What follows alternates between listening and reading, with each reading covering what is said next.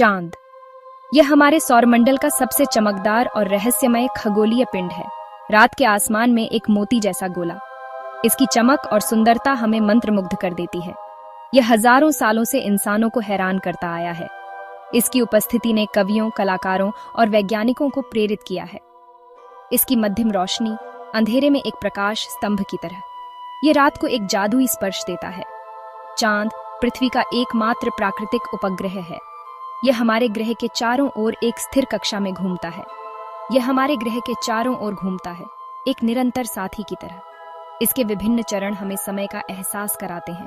इसकी उपस्थिति हमारे ज्वार भाटा और यहाँ तक कि हमारी संस्कृति को भी प्रभावित करती है। कई त्योहार और परंपराएं चांद से जुड़ी हैं। प्राचीन सभ्यताएं चांद की पूजा करती थीं। वे इसे एक दिव्य शक्ति मानते थे। वे इसे एक शक्तिशाली देवता के रूप में देखते थे। चांद उनके धार्मिक और सांस्कृतिक जीवन का एक महत्वपूर्ण हिस्सा था। आज हम इसे विज्ञान से समझते हैं। वैज्ञानिक इसकी सतह और संरचना का अध्ययन कर रहे हैं।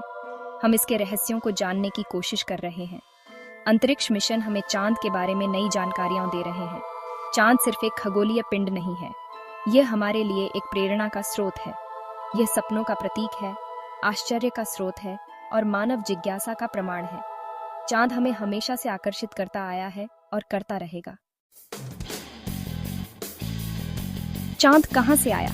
यह पृथ्वी का साथी कैसे बना?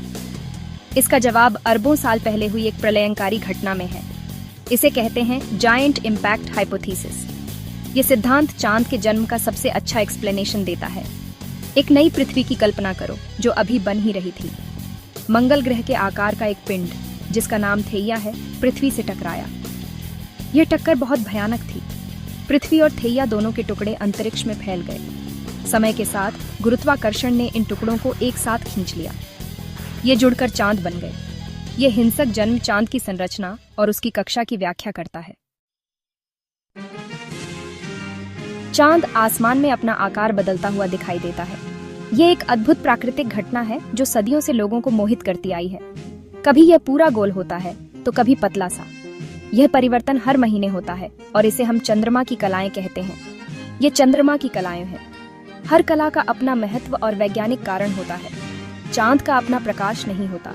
ये सूर्य के प्रकाश को रिफ्लेक्ट करता है जिससे हम इसे देख पाते हैं। हम इसे इसलिए देख पाते हैं क्योंकि यह सूर्य के प्रकाश को रिफ्लेक्ट करता है। यह प्रक्रिया हमें चांद की विभिन्न कलाओं को देखने का अवसर देती है। जैसे जैसे चांद पृथ्वी का चक्कर लगाता है, जिस एंगल से हम इसके प्रकाशित हिस्से को देखते हैं वह बदलता रहता है। यह परिवर्तन हमें चांद की विभिन्न कलाओं को देखने का अवसर देता है। अमावस्या को चांद दिखाई नहीं देता। यह वह समय होता है जब चांद पूरी तरह से अंधेरे में होता है। यह पृथ्वी और सूर्य के बीच होता है। इस समय चांद का कोई भी हिस्सा सूर्य के प्रकाश से प्रकाशित नहीं होता। जैसे जैसे यह आगे बढ़ता है, एक पतला सा चांद दिखाई देता है जिसे हम क्रेसेंट मून कहते हैं, जो बढ़ते बढ़ते फर्स्ट क्वार्टर मून बन जाता है। ये चांद का आधा हिस्सा होता है जो सूर्य के प्रकाश से प्रकाशित होता है। ये चक्र चलता रहता है। हर महीने चांद की कलाएं बदलती रहती हैं और हमें एक नया दृश्य देखने को मिलता है। पूर्णिमा को चांद पूरी तरह से चमकता है जब पृथ्वी, चांद और सूर्य के बीच होती है।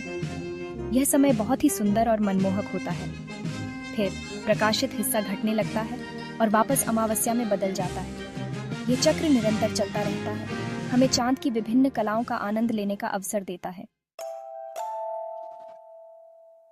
अगर हम चांद पर चलें तो हमें क्या मिलेगा?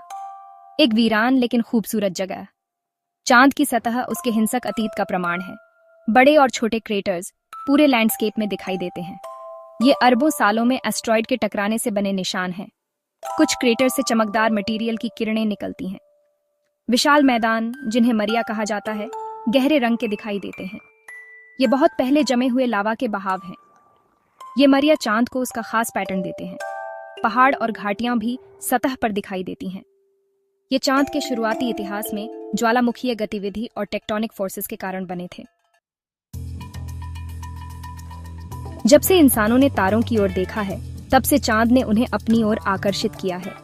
चांद हमेशा से ही रहस्यमयी और आकर्षक रहा है और इसके बारे में जानने की इंसानी जिज्ञासा कभी खत्म नहीं हुई। 20वीं सदी में ये सपना हकीकत बन गया। विज्ञान और तकनीक की प्रगति ने हमें अंतरिक्ष में जाने का मौका दिया। अंतरिक्ष की रेस शुरू हुई। अमेरिका और सोवियत संघ के बीच अंतरिक्ष में सबसे पहले पहुंचने की होड़ मच गई। 1969 में अपोलो 11 ने असंभव को संभव कर दिखाया।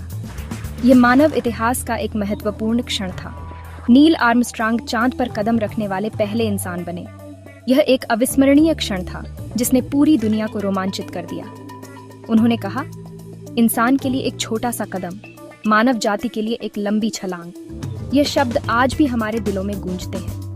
बाद के अपोलो मिशनों ने चंद्रमा की सतह की ओर खोज की। उन्होंने चांद के बारे में हमारी समझ को और गहरा किया। वे चंद्रमा की चट्टानों और मिट्टी के नमूने वापस लाए, जिससे हमें बहुमूल्य जानकारी मिली। इन नमूनों ने वैज्ञानिकों को चांद की उत्पत्ति और विकास के बारे में महत्वपूर्ण सुराग दिए। आज कई देशों ने चांद पर अपनी नजरें गड़ा दी हैं। अंतरिक्ष अन्वेषण में वैश्विक सहयोग बढ़ रहा है। नए मिशनों की योजना बनाई जा रही है, जिनका लक्ष्य वहां इंसानों की स्थायी उपस्थिति बनाना है। भविष्य में चांद पर बस्तियां बसाने का सपना अब दूर नहीं लगता।